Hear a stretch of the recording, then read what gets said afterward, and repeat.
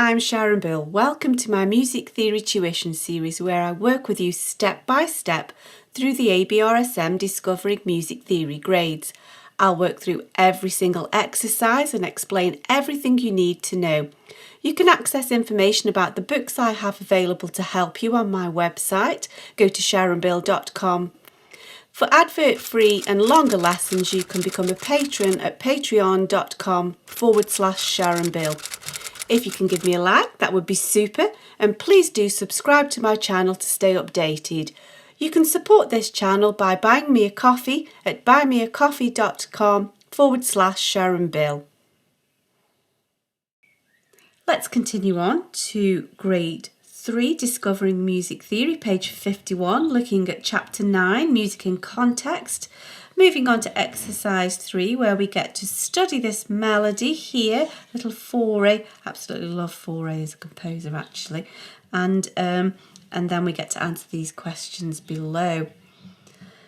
And so we need to compare bar 1 to these little extracts here, and we need to find out which one is the exact copy, looking very carefully at all of the details, or is it the fact that none of them are quite the same as the original here. So we're in the bass clef. We've got 3 flats, B flats, E flats, A flats. We have the pitch with some articulation markings. We've got ties, we've got dynamic markings, and here we have our tempo direction as well. So let's see what we've got. Now here we got a time signature of common time.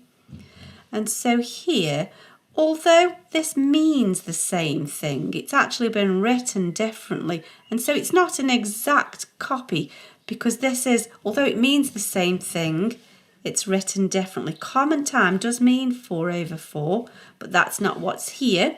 So that's not quite right, is it? Now then, what do we have here? So everything seems like we've got the common time. We're in the bass clef. Everything seems okay, except we're this little articulation marking missing, aren't we? We're a little accent missing there, which the composer obviously wanted for a reason, and it's not our place to change his composition, so it must still be there. And so let's have a look. So what do we have here? We have B, E, A flats. We have all of our tempo. We have the tie. We have the slur. So actually I think C is everything that we need, and so C is an exact copy. Is it true or false that bars 5, 6 and 7 have the same rhythm? So let's look at bar 5. So don't be sidetracked by pitch, that doesn't matter, we just want rhythm. So we need to have crotchet, crotchet, quaver, quaver, quaver, quaver. So what do we have here? Bar 6, we have crotchet, crotchet, quaver, quaver, quaver, quaver. So they're the same. And then in the next bar we have crotchet, crotchet, quaver, quaver, quaver, quaver. So yes, indeed, bars 5, 6 and 7 have the same rhythm. The pitch is different. We can see the notes are placed in different parts of the stave, but the bare bones of the rhythm are exactly the same. So that's true. Now then, which is the longest note in the melody? So don't get sidetracked looking at your options. Let's find the longest note in the melody. So we know that minims are longer than crotchets or quavers, but here we have a dotted minim, which we know is half as long again.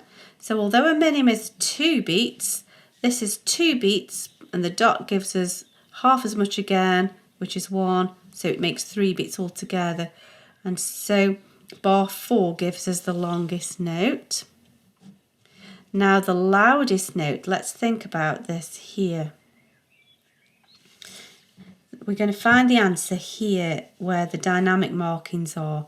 So it starts off quite quiet, but then it gets louder, and then we have a molto crescendo, much crescendo.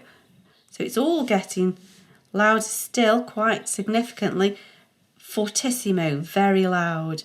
So that, and then it fades away. Then it's very quiet and it doesn't change from that. And so it's at this point when it's reached the peak of the crescendo before it fades away. So it's at the beginning of bar 3. So the loudest note can be found in bar 3.